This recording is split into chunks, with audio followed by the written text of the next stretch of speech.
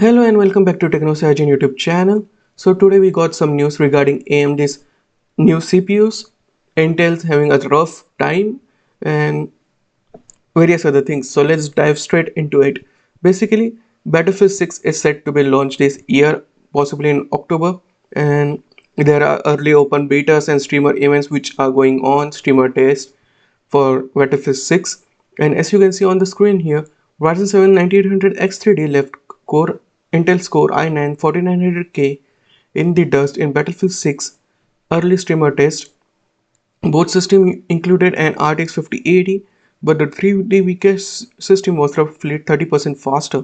And now you will say that Core i9 4900K, why it's a 2 generation old CPU, but this CPU's the 4900K is way faster compared to the current CPU for gaming, which is their one Core Ultra 7, Core Ultra 9 100 series, which is not that good.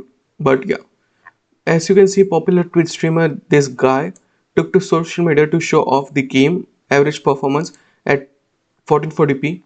They were able to get over 300 frames per second on a setup consisting of AMD's Ryzen 9800 X3D and an RTX 5080 GPU, both attractive top-end components. Upon this foundation was 32 GB of 64 mega transfer per second DDR5 memory running at a 1:1 ratio. So yeah, there was no latency and 300 frames is nice, but at the same time his friend was rocking a Core Ultra 9 Core i9 4900K and the same RTX 5080 GPU and was short of 110 frames per second compared to 9800 X3D, signaling that the extra L3 cache is the AMD in the AMD CPU was being utilized very well for by the game engine. And the reason behind it is like between cores, this high level of cache was able to communicate faster, and that's why AMD had the gaming crown. And what happens in the Intel's part is the communication goes through the RAM channels, and that's why it takes a significantly more time. But speaking of Intel, Intel has already partnered with EA to optimize Battlefield 6 on PC. The XeSS2 support on launch optimization for Intel Core and Core Ultra CPUs is coming. So yeah, not because of the backlash, but Intel's team will reportedly work on Battlefield 6 to optimize it for better for their processors. But this just shows how bad or how worse things with Intel has gotten over the years, and AMD has taken the crown for gaming.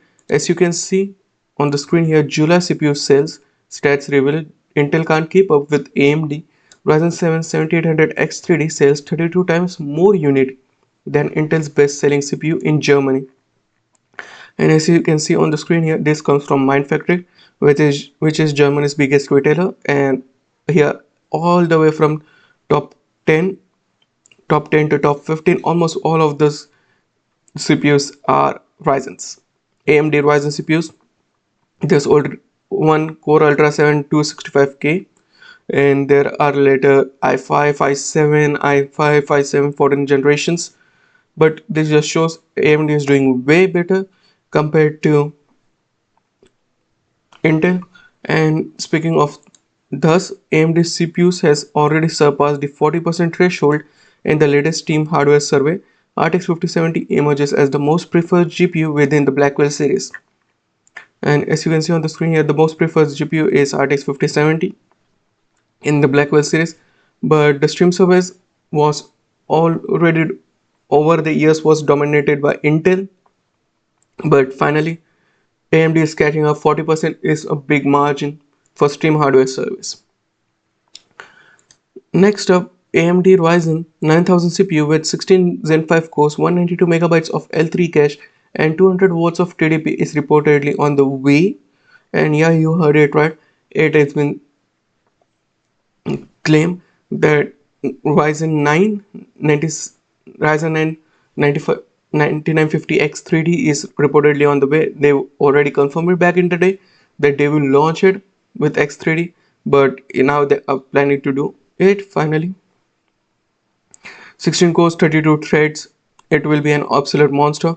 And the 16 core version is also coming, which is 30 watts higher than the both 9950X and 9950X 3D. So yeah, AMD is working on two models at this current point of time, and these two models are both based on granite rich architecture and featuring increased cache. So it will have more cache compared to other variants of this X3D parts, and the 8 core version is said to have a TDP of 120 watts, as you can see on the screen here. 8 core 16 threads, 120 watt TDP, 96 megabytes of L3 cache, and 16 core 32-bit variant will have a 200 watts TDP, 192 megabytes of L3 cache, and 192 is way higher. We never saw 192, it is 164, I will say. So it's significantly higher. And yeah, Ryzen 7 9800X 3D reviews it is devastating gaming performance. We already knew about it that it dominates in every gaming benchmarks. Ryzen 7 9800X 3D, as you can see on the screen here. Yeah, it literally dominates everything.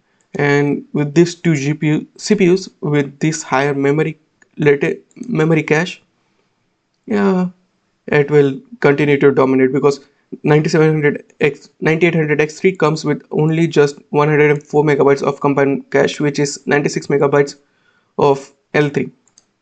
But here it is almost double, 2.3 times that of 96, I will say.